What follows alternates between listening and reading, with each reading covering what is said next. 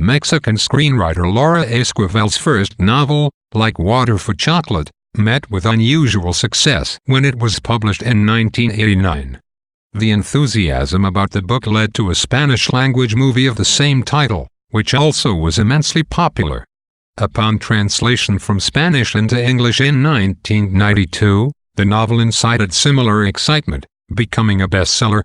Subsequently, the English subtitled film became one of the most popular foreign-language films in American film history. In addition to this popular success, Like Water for Chocolate received critical acclaim, as it emerged during the early 1990s, when new ideas about multiculturalism in literature brought attention to the work of previously ignored minority women authors. Like Water for Chocolate belongs to the genre of magical realism. This literary style, first developed by the Cuban writer Alejo Carpentier in his 1949 essay Lo Maravilloso Real, generally describes novels by Latin American writers, though it is increasingly applied to writers of any background that are infused with distinct fantastic, mythical, and epic themes.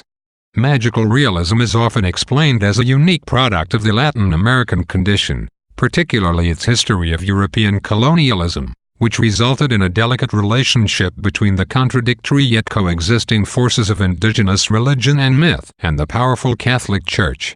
In the case of Mexico, Esquivel's homeland, one need only look as far as two of the country's dearest cultural narratives for an example of this balance. The first is the Aztec myth describing the founding of Tenochtitlan, which later became Mexico City. The myth tells the story of the Mexica, wandering hunters who received the vision that their empire would be built upon an island where an eagle sat on a cactus devouring a serpent. The fulfillment of this apparition is still held today as the historical beginning of the Aztec Empire in modern-day Mexico.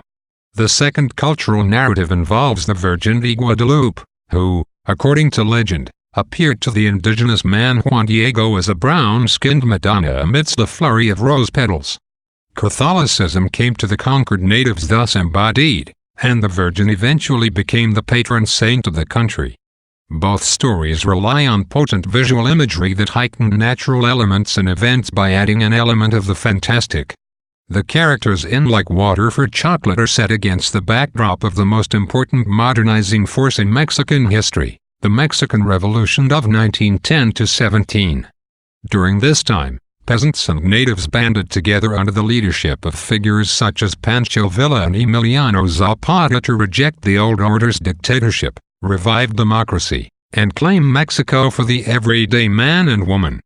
Esquivel uses the revolution to explore themes of masculinity and gender identity, and examine how individuals appropriate for themselves the revolution's goal of liberty.